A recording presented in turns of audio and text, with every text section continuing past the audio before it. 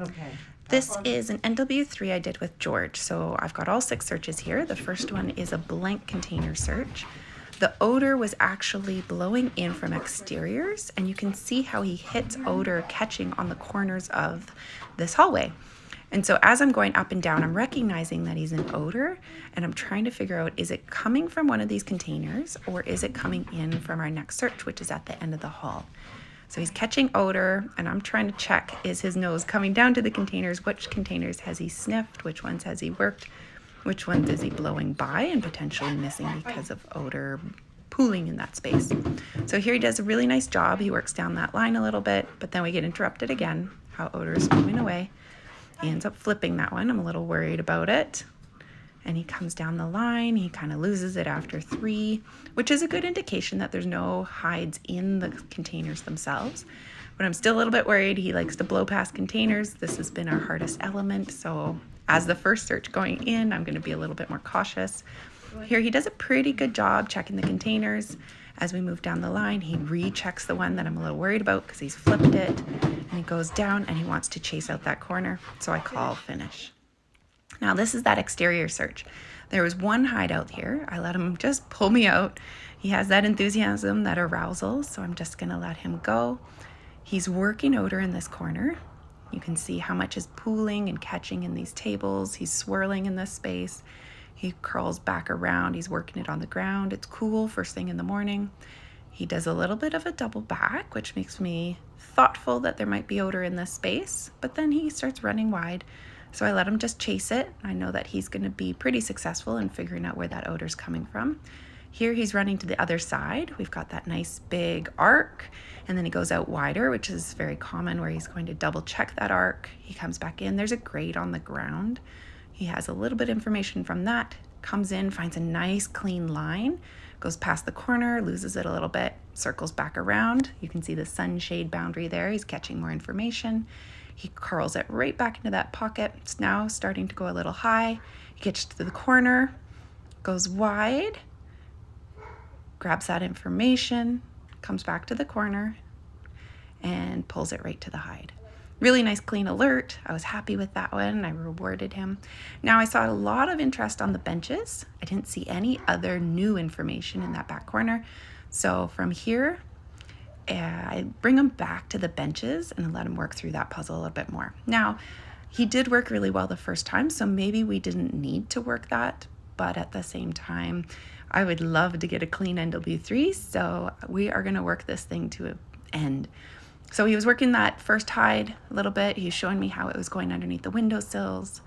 And now here I let him go wide outside of the boundaries a little bit to catch more information. If there is odor blowing in here, we work back up through the picnic tables. He goes nice and deep for me. He's working odor. I see he's working odor. Now it's trying to figure out, is this pooling or is this source? And I actually say something like that to him in this moment to see what he's thinking about. Here he gets a little displacing, sniffing down. He gets a little bit of information, double checks it. So I'm staying out of the way. I'm leaving a line open so he can re-find the found hide. He jumps up and I say, are you sure it's from there or somewhere else? Here he's thinking. He picks up some information. Remember that door opens and closes every time we go into the search area. Here he starts tracking it along the walls and he starts dancing as he's catching it on there. And there's a lovely anchor. And he says, done. And I call finish at that. All right, so our third search of the day is a container search. Not great. It's a back-to-back to an interiors.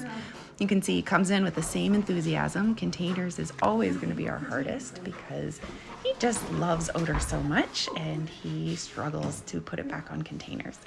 Here he's sniffing the ground. I say, well, that could be odor, but it could be distraction. Here he's chasing. He's trying to figure out where that odor is going to instead of where it's coming from. I'm trying to connect with him, kind of ask him to work some of the stuff lower down, bring in his attention a little bit. And here he's still trying to chase. So we're fighting each other a lot. And here he goes, oh, there's the hide. And he pops off. And in the video, I can hear myself, oh, you're so naughty, because he should be staying on his containers. But with that arousal happening for search of the day, it makes it really hard. And he's popping off. So what you'll see is as he comes down, he does it again. He pops off. But what's interesting about video is you can catch a lot of things. I'm seeing myself grab that toy, before I say alert. So that might be a precursor and something I need to clean up. So here we work the rest of the containers, nothing else. As he hits that last one, he refines it, I call finish. So our fourth search, which was a back-to-back, is this interior space. I let him off the leash so that he can run around. So here he runs in deep. He looks at me because he got into odor. Now here he's running around again. He sees the edge, and then he drives in to catch the pooling, and this ends up being converging pooling on both sides of this hide. So he works back the one really nicely without any of my help. He finds that nicely, call alert. He comes in for his toy. I'll grab his collar, and I would like to work the rest of the space kind of as he came through it to make sure that there isn't anything else in the space. Here he works back and anchors really nicely with a found hide. So he goes, okay, that's the one that I had found. We move back down the line, keep working the rest of the space.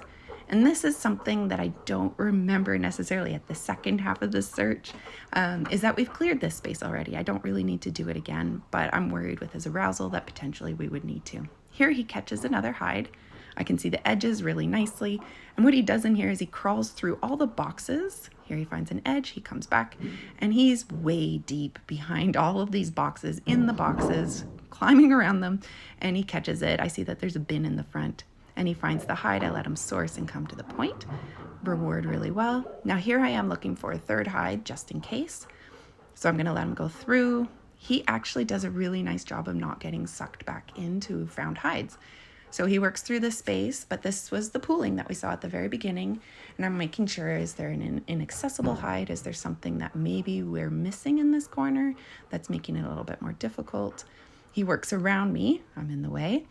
And here he anchors really nicely and has no problem to redirect to work down this line. So just cleaning the space up, making sure that there's nothing else going on for the odor behaviors I've seen. Realistically, I should be able to call finish at this point in time. I haven't seen anything else.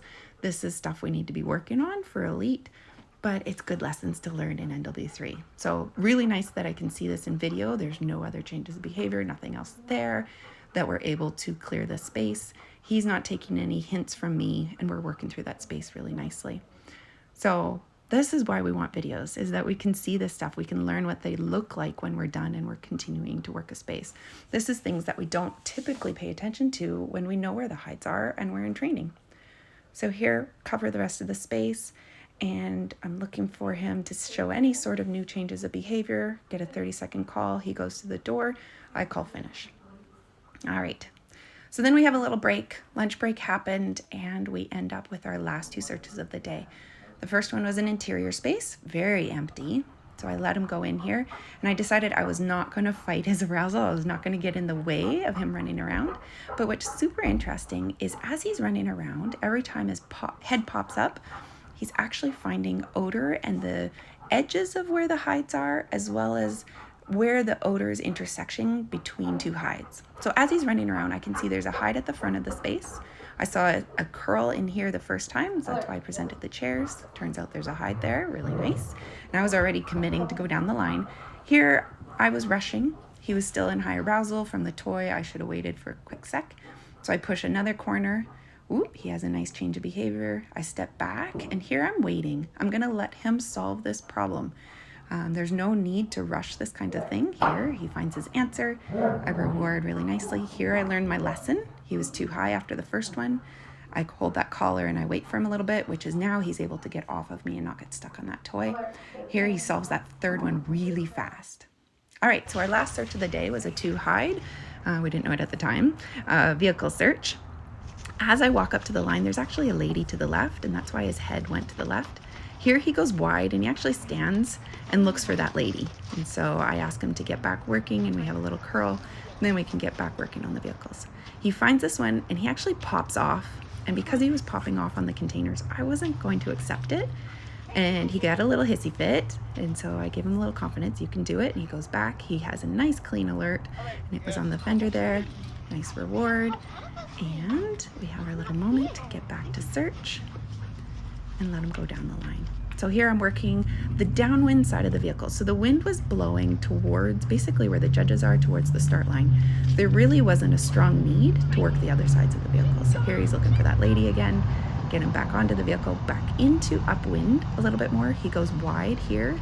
I'm recognizing there might be a reason why it goes wide. Here he finds a hide, nice in the tire. He held for that one. I reward, we're having a nice little time, and I'm asking him to work again. Here I'm gonna let him push in a little bit, tell me, is there potentially a third hide out there? It could be on that middle vehicle, just in case. And we're gonna work that. We work up through the front side of that vehicle and then through them. So this is the back side now.